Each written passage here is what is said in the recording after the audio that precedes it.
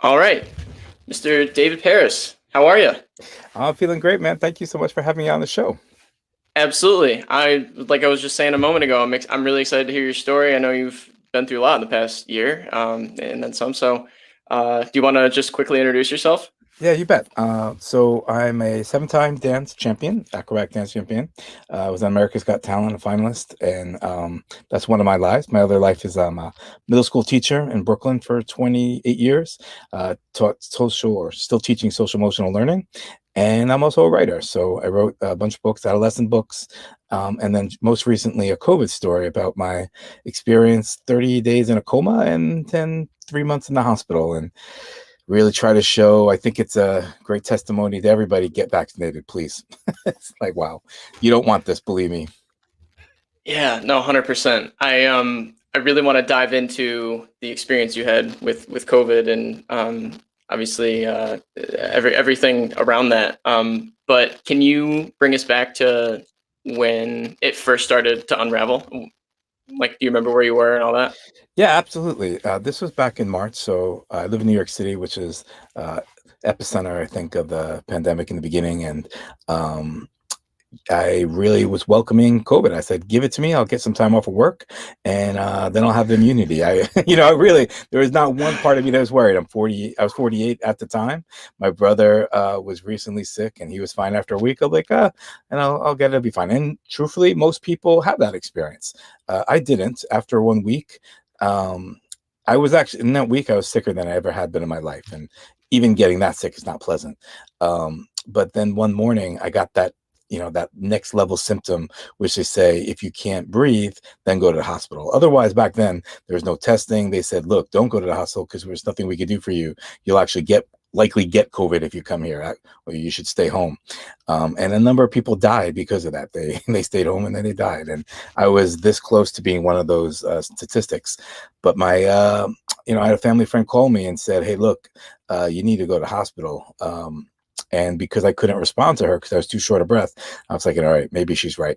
So I got myself to the hospital. I went from short of breath. The moment I walked into the lobby, suddenly I couldn't breathe at all.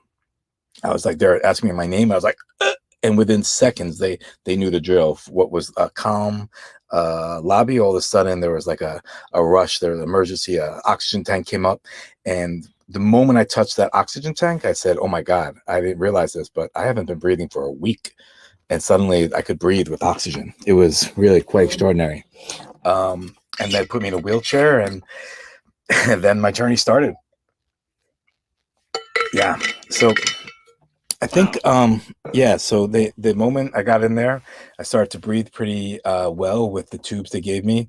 They tested me. They said, "Yeah, you had COVID." I was like, "Fantastic!" I was so excited because I spent a week like not being knowing what I had. I actually had a teleconference with the doctor who said I didn't have it, and I was like, "All right, it's just." Back then they didn't know anything. And that next 5 days was pretty blurry. I was pretty weak, couldn't really do something. I was hallucinating a lot. And they said my condition was getting worse. So they intubated me, and they intubated me without me knowing that they told me, hey, look, this might be it. But I was so confident. I was like, back then, really nobody, unless you were elderly and a comorbidity, you were fine. So I was like, all right, put me on a ventilator. It'll be a nice relaxation. Wake me up, and I'd like some chicken sausage for breakfast. So I, I go, really, that's my attitude. And they say it's funny, the way you go into intubation, into a medical induced coma, is the way you come out. And with that confidence, I was really fine. I know that the next night I went from a ventilator to an ECMO machine. So ECMO is for people who are really, really sick. If you can get somebody in time, like myself, it takes the work of the heart and the lungs to let your lungs heal. They said my lungs were so bad, they were like cement. And Whoa. yeah, it's kind of interesting. Like I've always wanted abs of steel, but instead I got lungs of cement. It was like not so great. So yeah, it was crazy for somebody who was asking for it. I got it really bad. So then 30 days later, I woke up, and apparently that first 2 or 3 nights, I was the sickest person in the whole hospital. They told my heart stopped 4 times. They said I was done. I was gone. And it was weird because being a 48-year-old with a pretty decent dance career, in my opinion, pretty great life. I was already thinking, you know what? I had a good life. I didn't have kids. I was divorced. Maybe I didn't want, maybe I didn't want to live anymore. But I remember a lot of people asked me, do you dream or do you have consciousness? Now, I didn't meet God, which is a little upsetting considering I was pretty close to God. But I do remember that moment where my body, through dreams, realized it was going to go, that I was going to the afterworld. And the way I know that is I suddenly was in a theater, and in the theater was this giant Buddha. And the Buddha was clearly a gateway to the next world. And I was telling the Buddha, wait a second, whoa, whoa, whoa, whoa, whoa. Does this mean I'm about to die? And the Buddha didn't respond to me. Couldn't, I guess it was like a spirit, but it just painted a white stripe, which indicated that I was going to die, that this was it. And that's when I remember very powerfully that no, no, all that stuff I said about not wanting to live, forget about it, man. There are things like it's funny. I don't know if I think some people experience this level of like not, um, not wanting to live sometimes when life gets boring or hard or whatever. But it's actually absolutely not true, or at least for me, that when I was faced up with it, then I was just like, oh no, I want to live. There are things I want to do. And the Buddha expressed to me, look, sorry. And I had a fight for hours to get the Buddha to give me permission to say, hey, look, you're going to make it. But he said you'd have to fight harder than you ever had in life. And that was my last memory of that particular dream. But I do remember that willpower to say, I will do whatever it takes. And apparently it took a month to go of constant fighting. And there are many dreams of struggling for, what it seemed like eternity, but probably was just hours in dream time, of just hanging on to a boat in water. And I know if I released that grip, I was going to be sucked away into the other world, and just hanging on. And that's what my body was doing. My dreams were like showing me that. So, in some ways, the experience was definitely physically, my body went through something that it took about a year to undo the amount of terror and the amount of struggle in my body. I'm constantly doing a mindfulness work to undo that trauma, because it's it's kind of weird. Like you have that experience, you wake up, and you don't experience the world the same way like you used to. It's completely different. Like anybody who has a near-death experience will tell you that you are conscious of that we're here for a fleeting moment, and you live your life completely different, more connected to people, but also scared shitless. Like, where this is like, Yeah. this could be it today. And it's an interesting thing, because when you work with, in therapy, I kind of like acknowledge, okay, maybe I'm probably not going to die today, so I shouldn't have that. It's not useful to have that death anxiety, even though my body feels that way. But at the same time, it's somewhat useful to not take for granted this beautiful life we have, and live more with the passion of the moment, and enjoy the smallest things. Like even in this last second, enjoying just walking through a doorway and being able to open a door and just meet somebody new. Just earlier, it was raining, but it was a pleasant to feel to have those sensations. And these are all things I took for granted before death. It's very cliche. People say you experience life differently, but when you hit it, I'm telling you, man, it's a whole nother way to live life.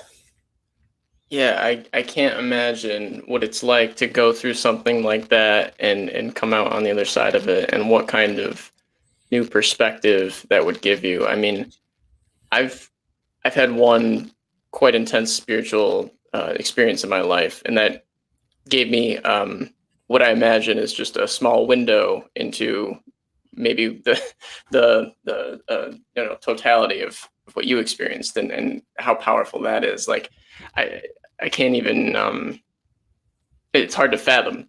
Uh, so you were in a coma for 30 days, you said, right? And in the Yeah, I was hospital gonna for 3 months. Yeah, and not all the coma was bad. Like there are a lot of people who describe the experience. The drugs I was under, they do it differently now. They don't sedate you as strongly as I was sedated, but the people who were sedated during my time, we had the most. Everybody talks about the dreaming, that the dream state is out of control. And for me, I know some of it was actually good. My dance partner played salsa music which I'm a Latin dancer and acrobatic dancer, and our performances. So for 24/7, I was just listening to all the stuff, and it absolutely influenced my dreams. Like they say, like, That's are you incredible. conscious? Yeah, it was incredible. I had a great time. It was like not all of it great, but a lot of it was just like going to great hotels and going to wonderful shows and 5-star life, and that part of it was incredible. I also had a spiritual moment too that I'll never forget because although I'm a semi-successful performer, I've always wanted more, and I never. General, when you get a standing ovation or something like that, it's great, but it goes away after a day or two, and then you're still searching. Sure. Um, and I know for me, I've lived my whole life that way, no matter what achievement I've had. And there was this moment in this one dream where I realized, oh, I finally have the opportunity. I've been searching. I can finally get to the thing that I've always wanted. And for some reason, it appeared, the convertible appeared with a hot model woman next to me and said, just get this diamond in the bottom of the world, drive to the top, and you can get whatever you wanted. But I knew finally, even though I've been always searching for it, I'd have to run people over. And I didn't give a shit at that moment. I said, fuck it, I'm getting it. So I took that diamond, I ran people over, I took myself to the top of the world. And finally, after, whatever, decades of searching, I finally achieved happiness. And what happened to me 1 year later still stays with me every single day is because the moment I brought that diamond and I thought what I had was everything, a spirit showed up, an Indian spirit, and took a massive sword and cut me in half. And I was just like, oh, wow. Yeah. And in that cutting of my body, it didn't hurt. But what was showed to me is that this search was empty, that this constant looking in the outside for some level of happiness was nothing. And in that one instant, I just got it after decades of looking for it and many years studying spiritual practices. I finally got it, and at the same time the spirit showed me universes that were like infinite amount of universes to my right. And when I saw the universes and I saw how insignificant everything I was doing in the context of a bigger global multiverse world or existence, it became clear to me how shallow everything I was doing and left quite empty. And that message stayed with me, a year later. It's been, sometimes it's very hard after coming back to life to say what's significant. And sometimes it's like, wow, I want people, I want to be connected. But then it's just like, do I still want that thing that I was doing before, like searching for becoming a better school teacher, a better writer, a better acrobatic dancer? And all that seems shallow once I had that experience. But then there's also this great place of being passionate about life and wanting to do something in life. And I really had to reconcile that the destination of what I was looking for is a wonderful thing to be wanting, but to enjoy the process of wanting, as opposed to thinking happiness means once you get that place. The happiness can exist in any moment that you have, not because you achieve something on the outside, but because you experience your connection to values, to people, to your creative process. That's connected to people. That's what connects one to a level of happiness that I honestly never felt before. I spent my entire life only seeking achievement with different levels of success and happiness during it, but certainly nothing sustaining.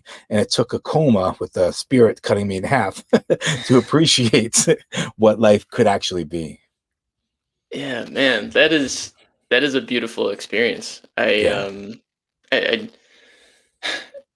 I have a lot of questions, but I guess the one that's coming to mind first is you mentioned before how you were optimizing your life around achievements and standing ovations and Definitely. some more material things, so to speak. What and I think you already touched on it a bit, but what would you say you're optimizing your life for now? Oh, it's weird. It's the same thing, but that's what's a little tricky about it. I'm not waiting to get it to be happy. And I think my pursuits are such, I'm not looking to get a standing ovation because I need other people to affirm my happiness. It's great. but I'm doing it because I love it as a creative expression and as ability to give something beautiful to an audience. And that level of I need to be better. Now, part of it is just because being a school teacher is really hard. I'm a middle school teacher, you know, that's it takes a special human being to do that. And in New York City, mind you. So, I can so, imagine. so it's like, you know, for the longest, it's not only achieving something, it also meant if you could make your career just as a performer, it's a way better life than working 5 days a week. I'd still want to teach a few days, but 5 days is really hard. So how do I optimize my life now? It's, well, you know, doing remote teaching is definitely a lot easier. So this last year has been easier, but it's whatever is I'm doing is appreciating for what it is and not for what I think it should be or what I want it to be, but experiencing the pleasure of what it is in the moment.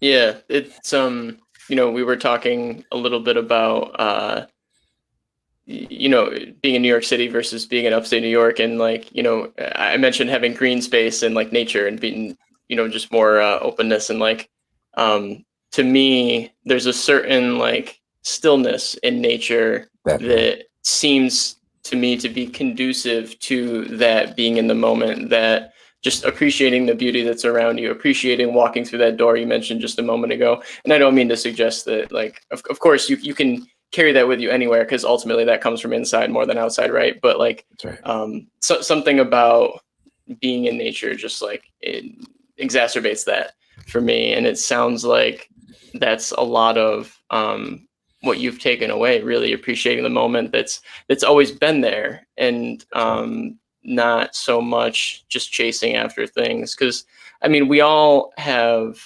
this urge to do that, right? To chase, the shiny objects, to get the dopamine hits. It's how we're wired, right? But It is. when we can kind of step back from that, there's a lot of beauty to be seen. So it's that's a beautiful thing, man.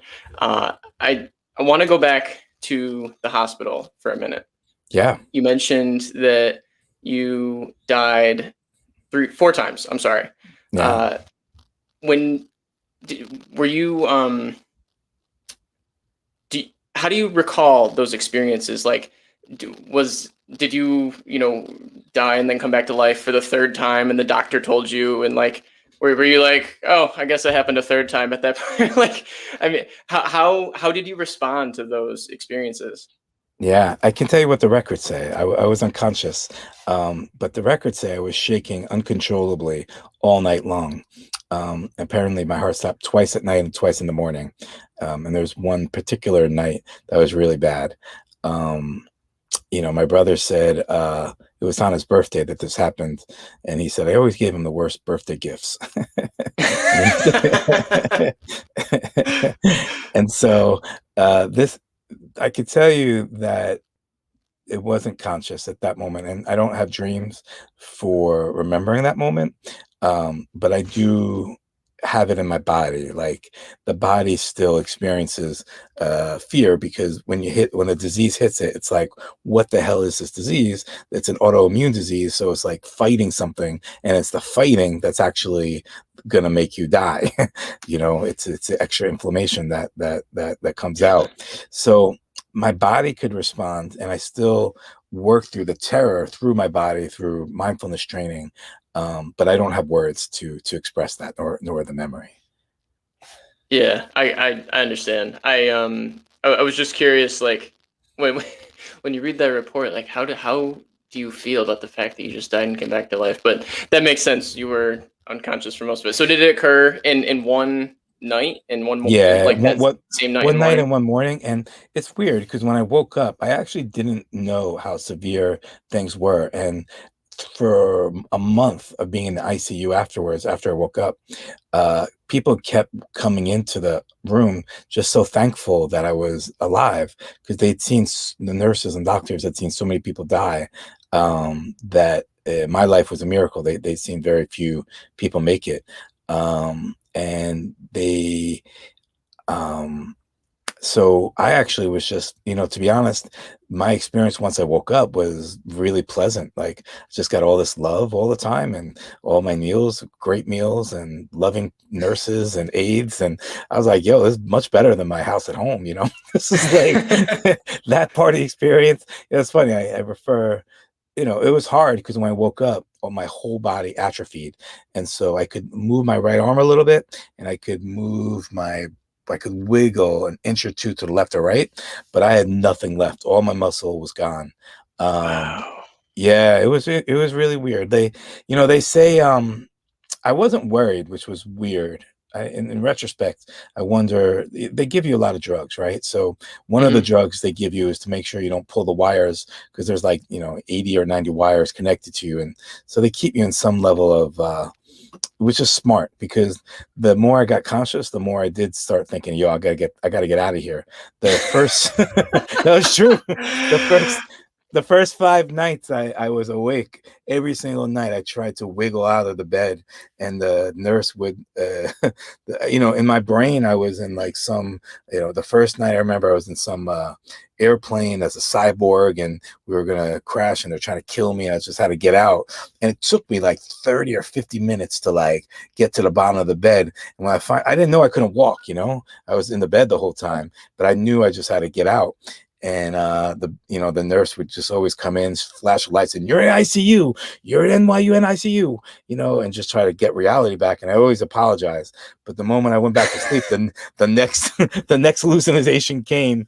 And after the fifth night, they just called in the on-call psychiatrist, who was just trying to like get me to stop explaining. I was explaining to her the nature of fear, and how that, like, if you just feel your fear, you can not have it control you. And I saw the look in her eyes, like, oh fuck, they're gonna drug me now. So I was like, so I'm like, look, hey, and they gave me I a was just psychiatrist. kidding. Yeah, I was just kidding, and then the next day, the psychiatrist. The psychiatrist told me, they had a whole long thing, and the whole thing I was like answering all the questions. Is, during the day wasn't bad, but nighttime was really bad. If it wasn't a paranoia, the lonely, they say it's very lonely. The loneliness is intense beyond anything you can experience, and it's not rational loneliness. It's like a reflection of you being in that state of, in the coma for so long, and you'll do Mhm. anything for just the smallest contact with people. And some of it's tough, because you're watching TV, and you watch the same commercial 900 times, and the Pizza Hut commercials, and you're like, but I can't eat pizza. It's like it just Yeah. eat. It's, They won't. it's like Yeah. Chinese water torture. This dropping that Oh, Pizza it's Hut definitely commercial on your true. forehead. Look, it's not the worst thing in the world, but like, it's one of the many, many troubling, difficult experiences. And I describe it in a book I wrote. I wrote a book about it called The COVID Story. It's free for anybody who wants. Just email me at davidparisbooks.com. I share the horror, but I share the funny stories, and I share the shift, really the conscious shift from experiencing life in a way that I was taking for granted, to appreciating everything that life has to offer. Yeah, that's beautiful, man. I will make sure that that link gets in the show notes. People can check that out. Um, One thing you mentioned, the humor of things. I can. It's very evident to me that you have a good sense of humor, and I hope I'm so. curious as to how that you feel. I'm curious as to how you feel like that affected you throughout the entire situation. Did it help? Did it hurt? Like, what did that do for you? Well, it's who I am. So, you know, uh, I, how does it affect me? I, I just always see things through a comic lens. Um, and it's a choice. It's like, there was a moment, the first month, I was just so happy to be alive. And I thought to myself, these nurses were giving such great care. If I don't take one of these nurses home, there's really something wrong with me. So, like, I say that as an example of where my consciousness was, like, Yeah. and it didn't occur to me to be upset about the situation. It just occurred to me to be thankful. But I will say, when they shifted me to when I finally stood, it took me about 2 or 3 weeks to stand. They had me stand up, and I could barely stand. The legs weren't my own. It was a rough go, man. And after a month, I could walk maybe a few steps, and that was it. Um, it never occurred to me to be upset because I was like stupidly optimistic that things would be fine. And I constantly asked them, "Hey, look, am I going to get my life back?" And they constantly said, "We don't know." They couldn't give me any. It's a new disease. We have no idea how this is going to affect you. But I was just naturally confident that it would come back. And I even told my dance partner to get ready for a world tour. And she told me, "There's no world to tour right now." Like, This is true. like, yeah, right. So I don't know, everything became a comic lens, but I will say there was a moment probably after the fourth or fifth week I woke up and I realized, oh, you know what? This is not going to be, I'm not going to get things back for another, maybe 6 months, maybe a year. And I got depressed. I got severely depressed. And I was just like, maybe I'm not so lucky, maybe I'm actually unlucky if I consider why am I sick? My brother was not sick. And I went from seeing life through a positive, humorous lens to suddenly being depressed. And the more I thought about it, the worse it got. And one week, Yeah. the doctors actually started worrying about me. They called in a psychologist, and I was in therapy every day. Yeah, they were really worried. They're like, what happened to him? And really, it was just a shift. It was thinking from lucky to unlucky. And what was weird, and I described this in the book, is there's this very famous story of this Native American elder, who was talking to his grandson, that inside of us, we have two wolves that are always clamoring for our attention. And one wolf is negative, seeing things mean, jealous, has a lot of hatred. And the other wolf has full of gratitude, appreciative, it's very kind. And the elder's talking to his grandson about this. The grandson asks, well, who wins? And the elder says, the one you feed. And I never understood that until that moment. I heard his story a few times, but I was like, oh, I've been feeding this negative wolf. And it's not to say, if you don't feel negativity, it's not useful. Sometimes it is useful to say, let me take on what's going on. But I took it as a reality look of the way life was. And when I saw that I was feeding a wolf that would just get hungry, it's a hungry ghost that could never be filled. You keep feeding it and it starts dominating more of your body. It didn't become useful anymore. It actually made me in a pretty scary place. And it was Yeah. only when I remember that story that things shifted, that I said, oh, I epistemologically need to step out of a thought pattern that I think is reality, and it's actually just one perspective. And I had to work, and this last year has been like that, constantly working, because my default now is fear. My default is pain. My default is suffering. And I actually have to work towards, okay, what does it mean to rewire any of these stories, either from, if I'm feeling pain, why is that pain there and what's useful from experiencing it? Or let's move on to what's joyous that I can appreciate, that I can do. What action can I take that's going to create the evidence I need to have a positive outlook? And it was that experience. It was that moment. So, the experience was absolutely spiritual. And I don't wish it upon anybody. I don't think you need a near-death experience to have that shift, but I try to tell the story as much as I can to offer a path that and actually and offer people. The book itself is really it's not just my story. I tell everybody who helped take care of me. I did like 30 something interviews with people so that the voices are a whole community. And to give thanks to how many people, because a lot of people are taking care of people who are sick, but older people, my mother's incapacitated, and the type of work that takes is thankless is to a large degree. But in my book, I try to say, no, it might be thankless by how much you get paid for the work, but what's not thankless is the impact you have on these people. For every person that made a huge difference to me, I'll never forget. Yeah, that's incredible. Do you remember where you first heard that wolf story? Yeah, I took I was a religion major in college, and I loved hearing wonderful stories about the nature of the world. And I got that one. I was like, yeah, I don't really get this.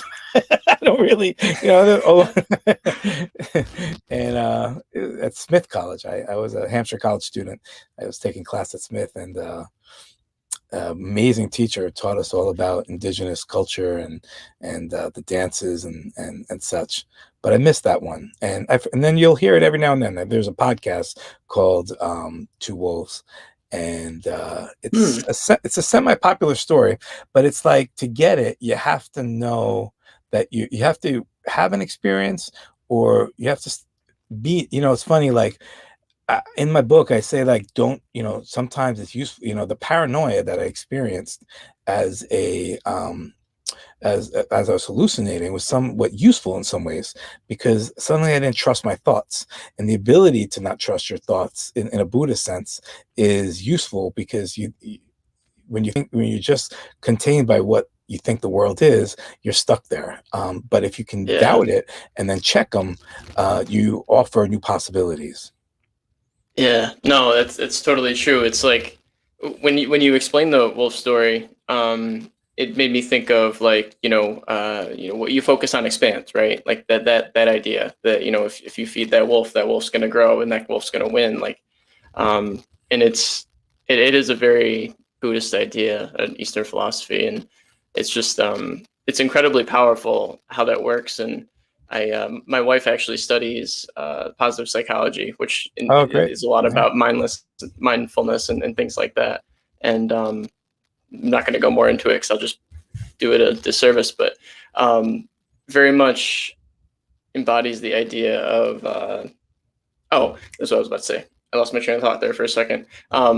Through that, I heard this idea that emotions have like a survival mechanism aspect That's type right. to them, like where you go one way and you have a tendency to continue to experience that emotion, just like you lost the sense of humor and you got a little more down on yourself Yeah, and you just definitely. spiral down that way.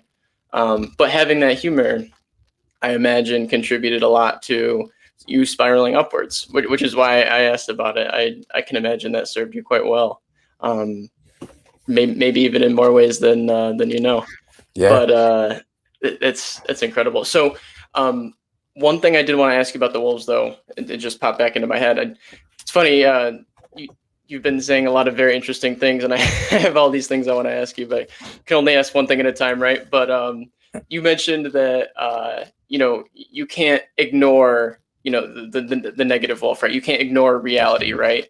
So how do you go about focusing on the positive wolf without completely ignoring the fact that the negative one is there? And continue to acknowledge the darkest sides of reality while staying optimistic and feeding that positive wolf.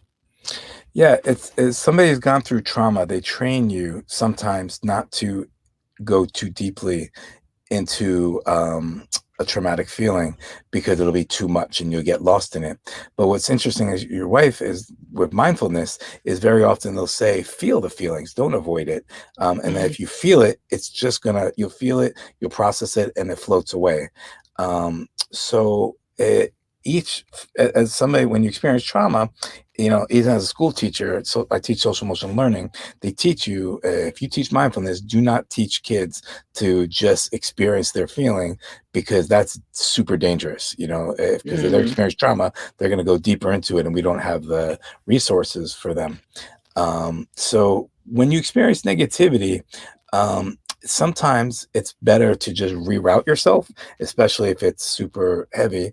And then other times, yeah, just connecting to the feeling, it can be processed. You listen to your body. What's it telling you? You notice its sensation. I'm a nonviolent communication trainer.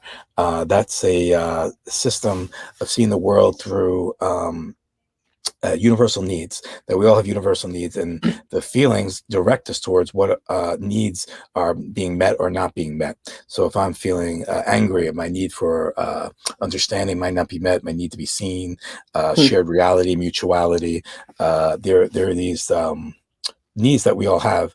If I shout them out, NYC is the organization I trained under. And with that, uh, if you experience an emotion, the emotion is a great pathway to see a need, and once you connect to the need, there's an ability to of self-connection that can then direct you to a positive wolf and choice. But when you don't name it, the phrase "name it to tame it." If you don't Mm, name that experience, it controls you, and yeah. if it's controlling you, you don't have another option. So part of it, I think, is naming it. Part of it, I think, is experiencing it. As an NDC devotee, I'm like, feel the feeling, find a need. In the experiencing of the need, you can find a new strategy to get your need met or rethink your situation differently. Um, and then as somebody who's experienced something traumatic, I'd say sometimes you just need to go out to nature and just get away from, like, I go to the park every day now, and as best as possible, sometimes it's better to avoid that negative wolf. So the negative wolf's a tricky one. Sometimes we embrace it for a little bit to see what it has to teach us. Sometimes it's necessary to feed the positive one. But I'm always, I always say that because when people say positive wolf, I'm super against a simple just be positive. If people are like Yeah. that, it's super, super problematic. Um, I'm glad you said that. It's funny. My wife actually told me recently about this idea of toxic positivity, which is like all those, wow. be happy, be positive. Yeah. Like just that's not how it works. It's a lot more than that. Like you can't just. I mean that kind of is like ignoring the negative wolf, right? Like you're That's not right. acknowledging. You're just trying to, shove it back under the rug and like go with the positive one. Not a good idea. We just need the tools to transform the negative wolf. Yeah. And in that transformation, NVC is my most useful tool. Mindfulness has been useful for me, but yeah, the toxic positivity, I got to look that up. That's something I'm always avoiding. But there is something to just deciding to say, you know what? I'm moving, I'm going this direction, I'm doing it with passion, I'm finding things that motivate me, I'm not focusing on the less thing. So it's not a quick formula, and each situation is a little bit different. And I know sometimes I sat in my feelings, like that week of depression I had. And even to this day, there are some days I'm like, oh, am I sinking again? Is this useful? Um, and often it's not, you know. Yeah. Yeah, it's interesting you bring that up that you can just decide in that way, and it's obviously different than the idea of toxic positivity. I'm glad you made that distinction. Um, but and you also mentioned earlier that you don't think people need to have a life and death experience or traumatic No. experience to be able to make that shift. And it's interesting. I read a theory recently that basically it said, humans will only truly change and like permanently change, not just, clean up their diet for 3 weeks and fall off, right? But make a true lasting change when the pain of their current circumstances is no longer bearable. I'm wondering if you found that to be true or what your thoughts are in that. Because Yeah, it's true. Like, I mean, it's true. I would say most people aren't going to change unless there's a reason to. And when we talk about a reason to, we have to go far beyond the prefrontal cortex, the part of our rational mind that has this false illusion that we can decide to change, whereas actually it's much of the amygdala and the deeper where it resonates our deeper feelings that our prefrontal cortex tells us that we can control but can't, and yeah, actually don't make change. You don't make a huge change until something happens on like a near death or something like this, or like they say for addicts they have to like hit the rock bottom. But I actually don't believe that that's the only way.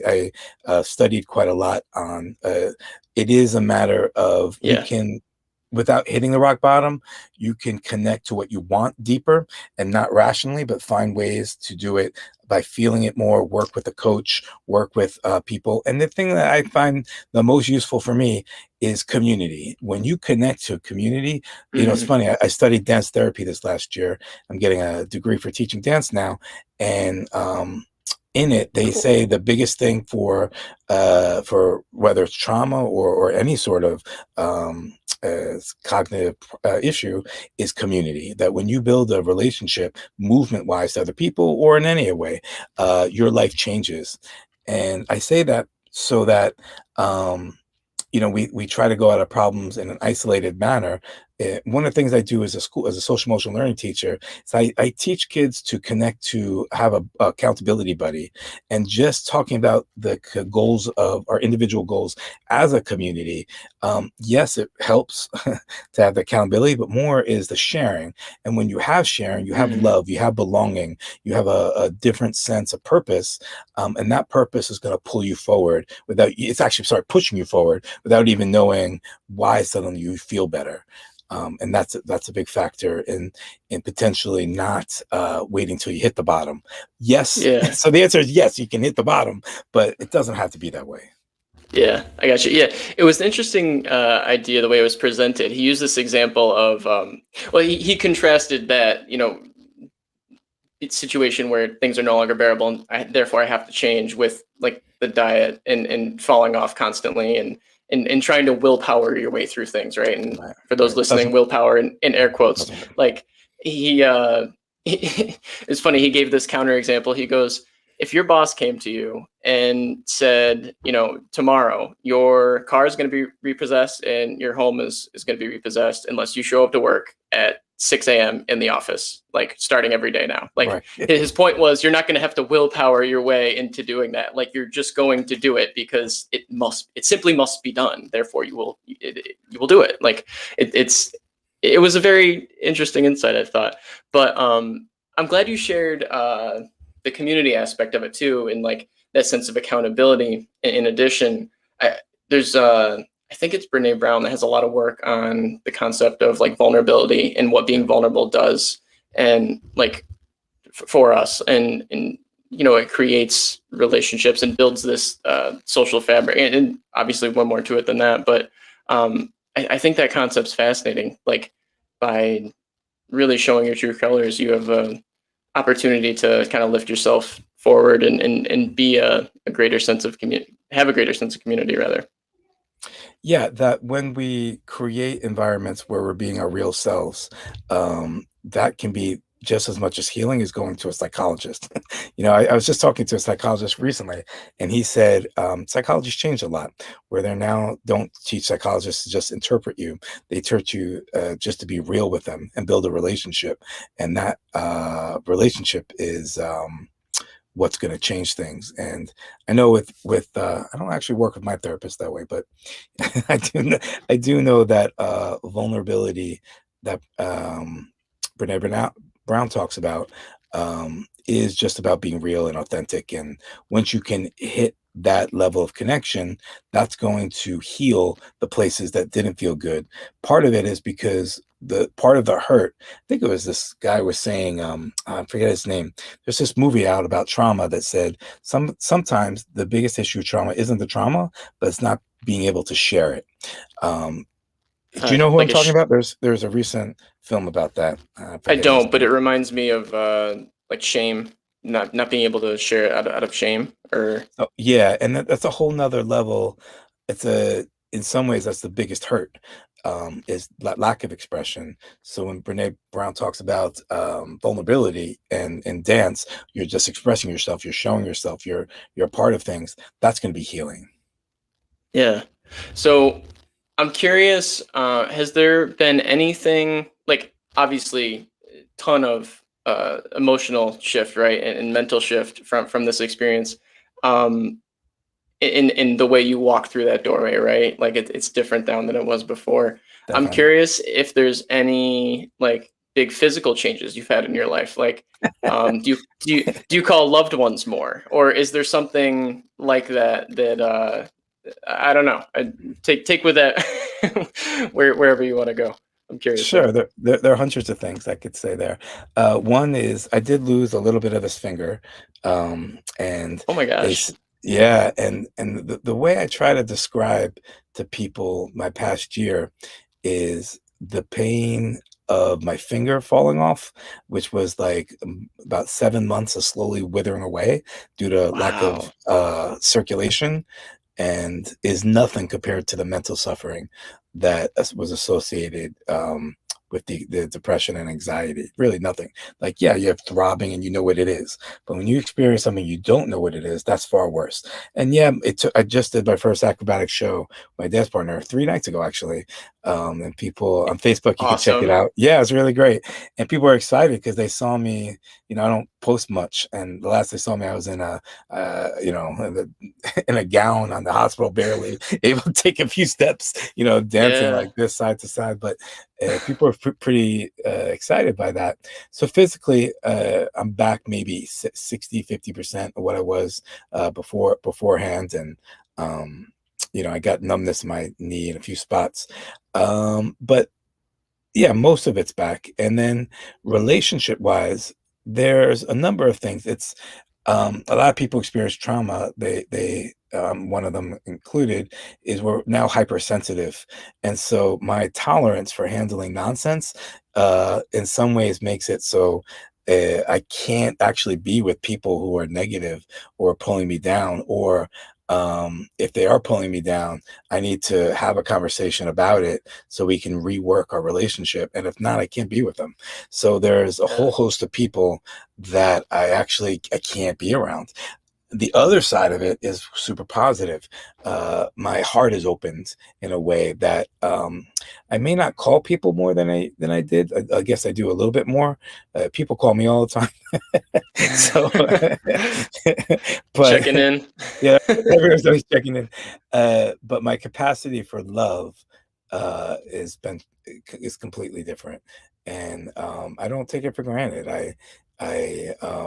I see that whatever, and then even if it's just light, like the story I always tell is one day I was just walking down, I was feeling a little down one morning, and this jogger, I don't know, maybe he loves jogging, whatever, but he saw me, and in that moment he was just like, and I saw he's like, hi, and that smile and radiance fixed my whole day, that one moment. And I was just like, it's just something I like to do. I like to connect to every single person, even if it's the smallest way. And not only connect, but it doesn't have to be more. It's just that level of being a lot connected is enough to film one for a whole day, even if they were suffering. And we make a far bigger impact. In the book, I describe this. I'm a school teacher. I'm a dance performer. I've taught around the world, thousands, tens of thousands of people, whatever. Maybe not 10,000, in the thousands, something like that. Modest man you are. Somewhere in between 1,000 and 10,000. I don't know where, but a lot of, and if I may say, I've impacted a lot of people, and I always enjoy it. But when I woke up from the coma, my first thinking my first thought was, my God, I've been a complete failure. I'm divorced. I don't have kids. I'm on the other side of a performing career. This is this is bad. This is really bad. And I actually, for a few weeks, I was in such a mental shock. I could only talk to my sister, and that was it. I didn't want to talk to anybody else. But once I was finally able to connect to people, so many people connected and shared their love. Like a student of mine I taught in India for like 10 years ago said that one lesson I taught him on how to do this move changed his life. And it wasn't so much, it was the energy I gave. And it was kind of like that jogger who gave me energy with a smile. And Yeah. going forward, this last year has been like that, and I hope it's like this for the rest of my life. I can now know I can live in a way that I don't need to do something big to be significant. Just connecting to every person in whatever capacity I can is a huge way of social. It makes a huge difference in the world.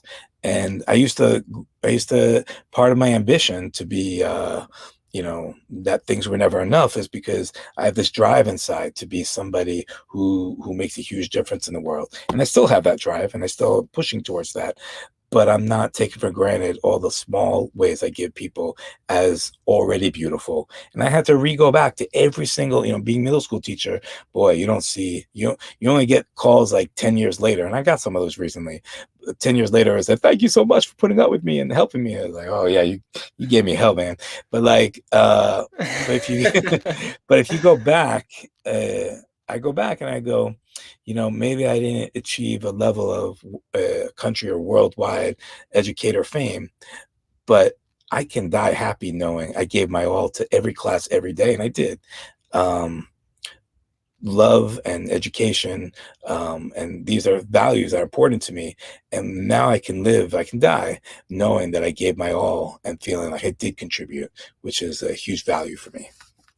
That's beautiful, man. It's incredible to think about the kind of impact that you have on people, like in your everyday life, and how it doesn't even take something big like that runner passing you, just changing your whole day around, and maybe changing your whole week or month around. Like you never know where that spiral takes you, right? But Definitely. the more positive, the more you contribute to that positive spiral versus the negative one, the more the world is better off overall. So like it's an incredible thing. Um, Yeah, it's like if we see ourselves in that in not significant, that's a world that it doesn't matter. Like there's no objective saying you're significant, you're not significant. It's the wolf you feed, right? So it's just like yeah, why see yourself in things that are not true, where you're not significant, whereas actually just that jogger made a huge significance on me to this day. It was more than one day because he opened me up to the possibility of joy when you're down. yeah, no, 100%. I It's interesting. I think there is a value though in looking at it the opposite way, and looking at the spirit showing you all the galaxies and showing you on some level you are very insignificant. And there's uh,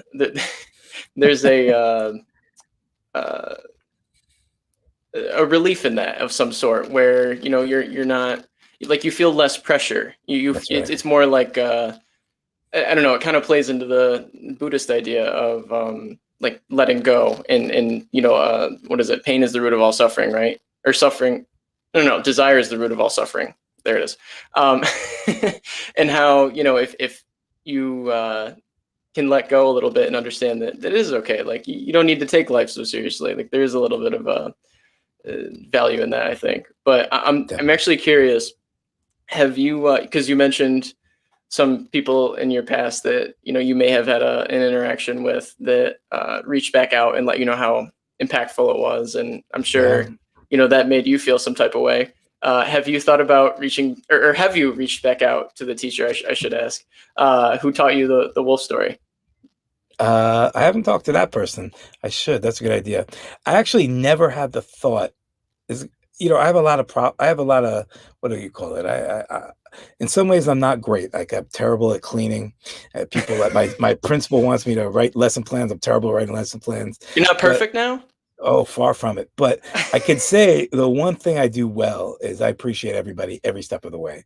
Yeah, And there's nobody who's made a difference in my life who doesn't know it all the time. So in that way, I never felt like it was weird. Like I didn't need to appreciate other people more. For everybody's journey is different. My journey was appreciating what I was doing for others. So I didn't put that pressure on myself to be happy, that I could be happy just with what I was doing.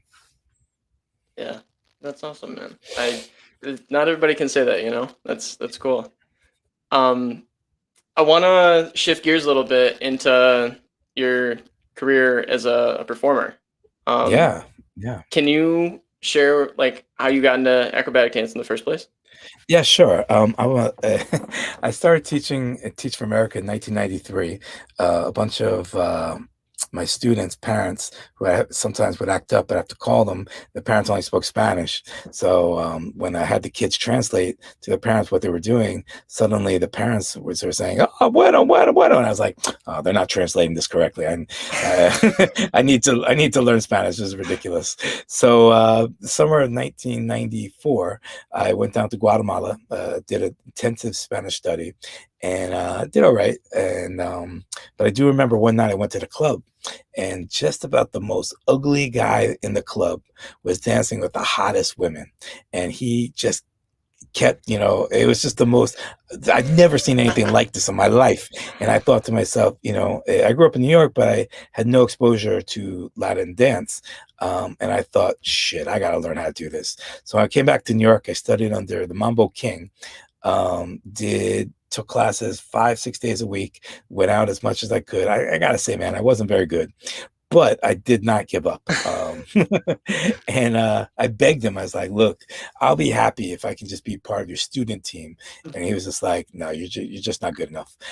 So I looked other places, found another teacher who was willing to put me on the student team. Very, very excited. And again, I was terrible.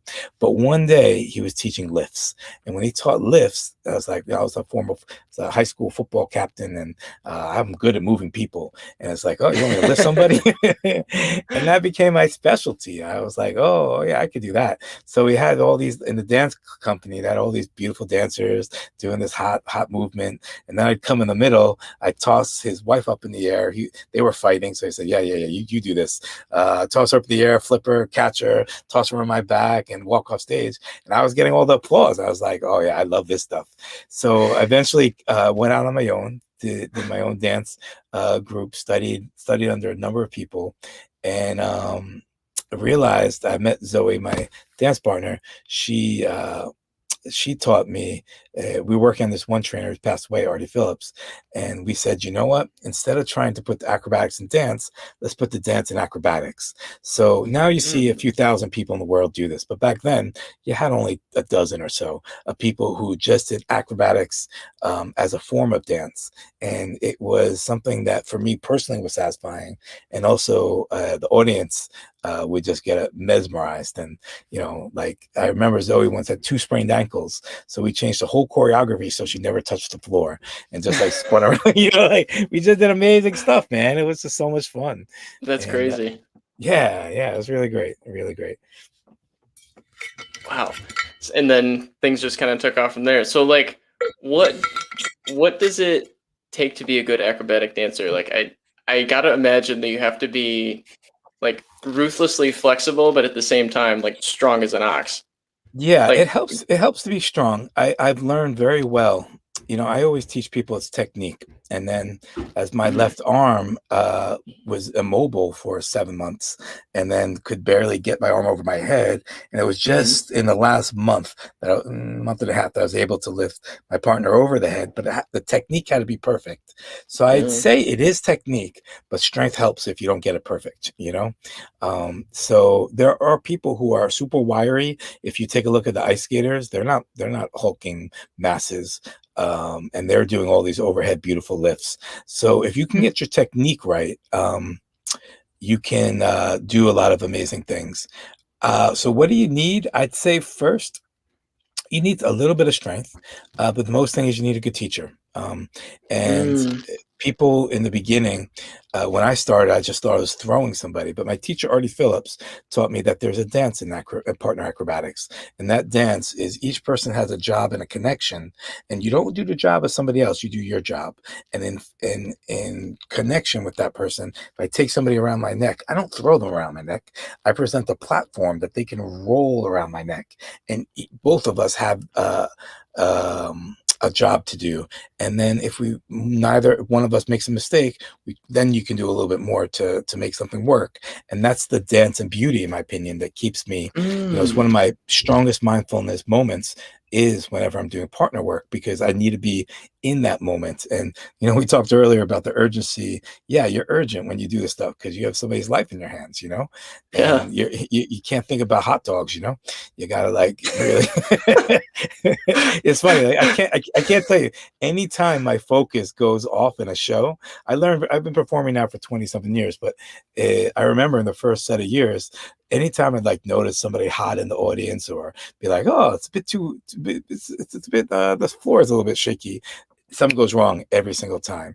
And eventually there was a lesson that's like, look, you need to be more present to really do these type of shows. And then I sort of got it. But what do you need to be an acrobatic dancer? Really a good teacher, a little bit of strength, and a willingness to work with communicating verbally and then also non-verbally. What are your bodies saying as you do this great work? Interesting. Okay, that's cool. I would have guessed that it would have taken more strength than you're describing, but it helps. I know nothing about it, obviously. So yeah, no, but I mean, the moment like you a lot said of that, I things, looked at your body. I thought to myself, you can do a lot You know, I'm not saying you can do, you may not be able to hold somebody over your head for 5 minutes, but you can toss somebody over your head and do a cool move, for sure. And depending on your partner, and a lot of it is your partner. Your partner has to be fit, and also follow a whole set of rules as well. Yeah, interesting. I imagine it's a lot of like swinging and leverage and That's right. understanding like the physics of weight and throwing it around. But that's wicked cool. So you said you met your partner, started doing bringing the dance to acrobatics as opposed to the other way around. How, like, from the time you started doing that with when you met your partner, how did you end up on America's Got Talent? That's Yeah, crazy. yeah, it was pretty crazy. Like, the moment we went from a salsa acrobatic couple to an acrobatic couple, we still performed in the salsa dance world, but we went from strong applause to full standing ovations and closing the show around, and we were like, we have Yeah. something. So it was 19, I think 19, sorry, 2007. We tried out in the second season, and we went to Jacob Javits Center. It's like 10,000 people, and we went to the assistant to the assistant producer in that first round, and we got knocked out. Like doing, yeah, I know, it's amazing, right? We got knocked out. I couldn't believe it because I was just like, yo, I know her show was great, but we didn't get beyond that initial round, and they kept saying, oh, we'll call you. So every day I called them. It's like, why aren't you calling me yet? And after 90 times, every 3 months of calling them, I was like, oh yeah, they're not calling back. I think this is like not happening. And when the show came on, I was like, oh, I guess they tell that to everybody. Everybody's had that Yeah. experience with the girl who gives you a number, but like, it's somebody else's number. And so anyway, I don't know Yeah. if you had that experience, but so anyway, Of we course.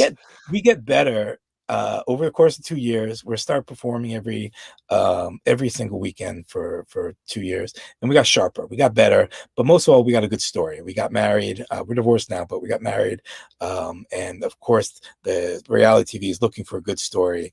Mm. And they took us on. It's surprising. It's almost the same routine, and yeah, but the story, and we got a little bit better. I'm not sure. It'd be funny to look back at those tapes, but yeah, it was a really great experience.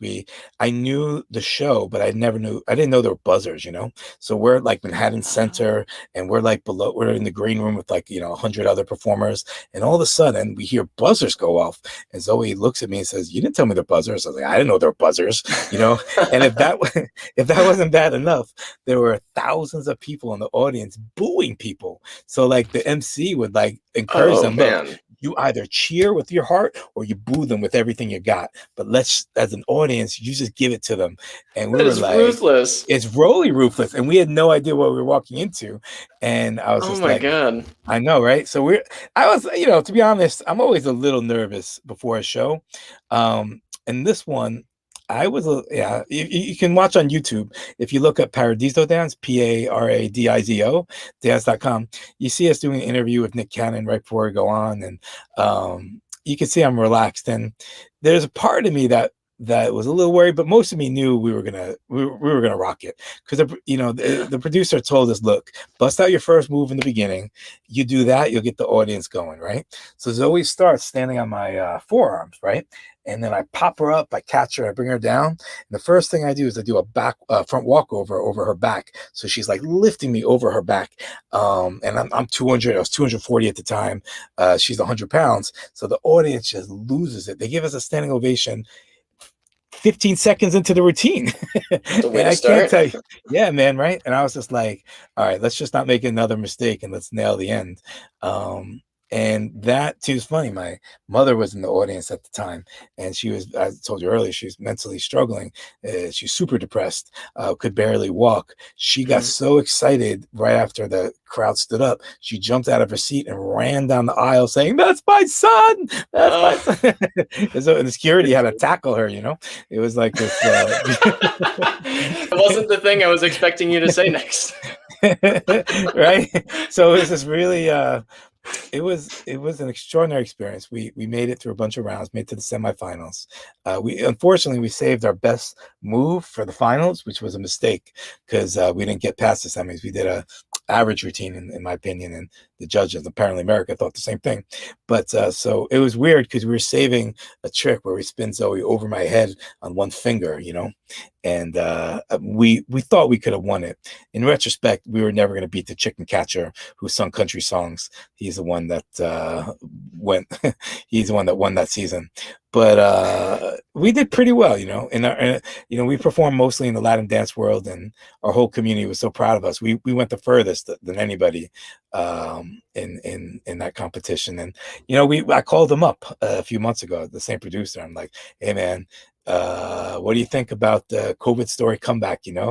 And he said, look, we already got our people for this year, but I'm shooting for next year for one more time and see Oh if yeah, we can. Yeah, man, I'm that's the thing. It's like, that's awesome. it's cool. And it's the thing, like going back to what we talked about earlier, again, I'm not pinning, what's different is I'm not pinning my life happiness. I can feel it now. I'm happy. Like the moment he said no, I was like, all right, that's upsetting. And then the training I had is like, I'm training for my joy. I'm not training to Yeah, achieve something, and it's a whole different way to approach life. yeah. You're not attached to getting back on the show, but if it happens, great. But if not, it's cool. Yeah, there are other many form. Yeah, that's right. I mean, for sure, perform like we just, if I may say, I'm not sorry for tooting my own horn here, but we did just get a No, standing ovation 2 days ago at the country dance, Big Apple Country Dance Festival, and that was our first show in 2 years. I'm not gonna lie, that felt amazing. Like I bet it did. it's still 2 days later. I'm electrified. I'm like, you know what? It feels great. It's like it's worth all that effort. But yeah, it's weird. I'm still, if I sound like I'm conflicted, it's because I'm still working it. It's still 100% in there. But I can tell you, when I was cut in half, my life, it's not something I decided. It was something that was done to me, and that spiritually, and I can't exist in a way that I can only be happy by achieving something.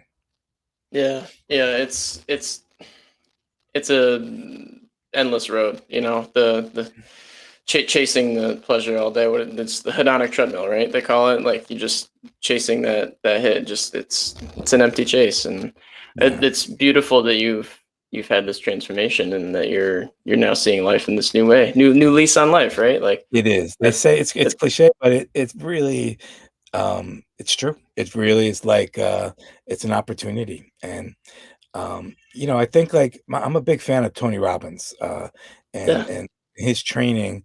He'll teaches you like don't wait for the worst moment. You can actually connect to the energy. You can connect to your place of transformation without the worst happening. And you just have to work at it. It's not going to come unless you don't work at it. And I've had to work at it. Otherwise I suffer. Like my default has changed, so. yeah, that's incredible. So before we wrap this up, I'm curious as to hear what you're most focused on now. You do a lot of different things: Yeah. back dancing, writing books, teaching. What is the story going through your head right now? What are you working on? What are you looking forward to? Well, the timing is interesting. I just got back to dance, and because I tasted that again, I was like, "Oh, maybe that's back in our lives." Like, I was just talking to Zoe about like working on a comedy sketch where we talk about relation. When she's up over my head, and she's calling this a right hand star, I'm calling this a left hand star, and then who, like so. Right, it's funny, right? It's like That could be good. Yeah. so it's like this couple, so there's that, there's at this point I'd say there are thousands of people that do what we do. It's not as novel as it was 10 years ago, but we still want to do that for our own joy and our own creative expression, perhaps do it a little differently than we did in the past. I'm doing a goals app for students where they can put in their life goals, and as a community support each other to get what they want, and then apply those skills to really for their whole set of life skills of what it means to go after what you want. Just finishing up a book, 100 community building games for kids, for classrooms, for teacher by a teacher, which is myself, because there are like Yeah. hundreds. There's 100+ books, but I know the ones that actually work in class because I've been doing it for the last 15 years, and Sure. it's weird. I've looked other people up on saying, hey, look, is it out there? And it's just not out there. So I had to do it myself. There are other things too I could talk, but social emotional learning curriculum with kids, teaching nonviolent communication curriculum to kids is really important to me. And then I wrote a bunch of adolescent fiction, coming out another one really soon, and getting it illustrated. Did Laughable Legends Volume 1, Volume 2 is coming out, and doing critical thinking curriculum for me is also super important. Spent the last 30 years of middle schoolers. I could tell there's a lack of good material. So wherever I see there's a lack, and a place I can contribute, that's what I'm passionately going towards. I love that, man. That's a great way to look at it. It sounds like there's too much to cover in one podcast. Perhaps we'll have to get together and do another one. I would love But, that. It's been really great, brother. Awesome. Where can people connect with you? And then where do you want to send people? I make sure we will obviously get the link to your book in the description, but where else do you want people to go? Sure. DavidParisBooks.com is great. Paradiso Dance, Paradizo dance.com is the company acrobatic dance website. You can check out my curriculum for school at social SEL lifeskills.com, the social emotional learning lifeskills.com. And if you want, again, book is free. Anything's free. If you want a digital form of it, just let me know. It's my pleasure to get it out there. And you can find me at Facebook, and I think I'm involved in some of the other platforms, but Facebook is the one I check every day. Deal. Sweet. David, thanks so much for your time. This has been great. This is awesome, brother. Thank you so much. You got it. All right.